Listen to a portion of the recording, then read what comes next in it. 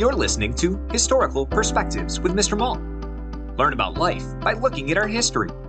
Teachers, for more information about historical perspectives, search Mr. Mault's Marketplace on Teachers Pay Teachers or at mrmaltmarketplace.com. Happy learning!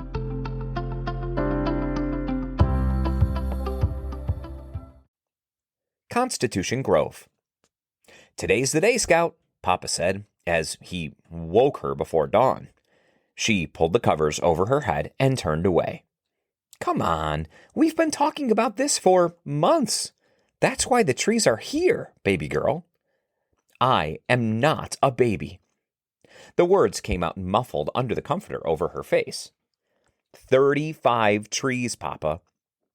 There's going to be big holes in our forest." Papa laughed. "What's so funny?" she asked as her sad eyes peeked out in the dark.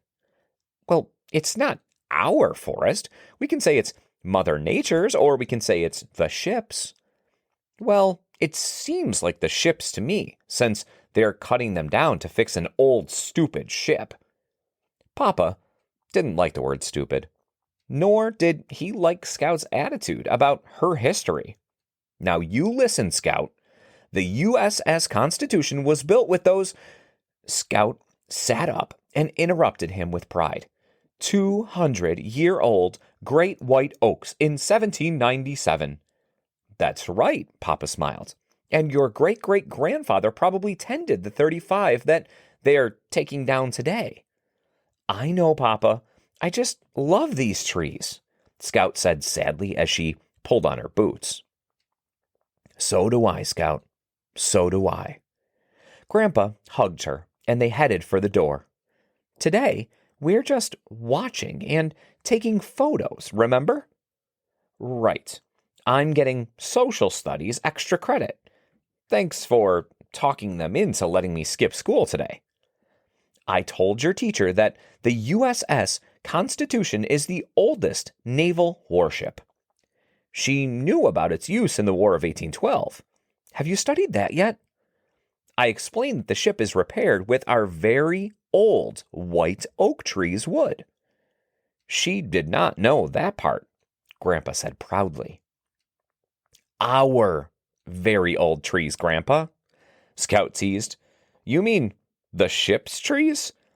"I do, yes, the ship's trees." Papa thought for a minute.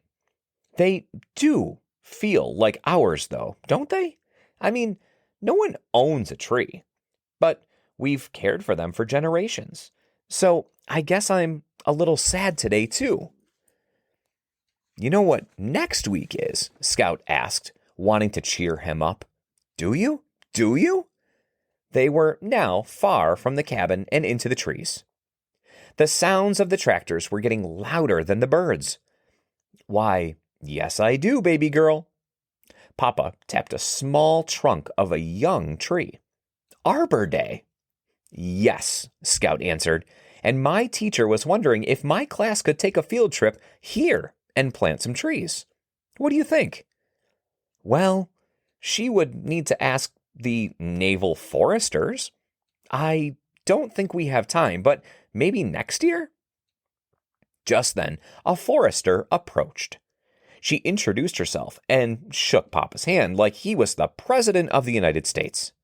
She thanked him for his family's dedication to Constitution Grove. They talked over Scout's idea and decided that her class could spend a day feeding the new saplings that were growing there already. The sound of the saws got louder, and Scout ran into Papa's arms. They stood very still, and the forester spoke. Hundreds of years ago, those trees were saplings, and now they have a very important job. I hope that hundreds of years from now, the saplings you care for will be ready for their very important job too."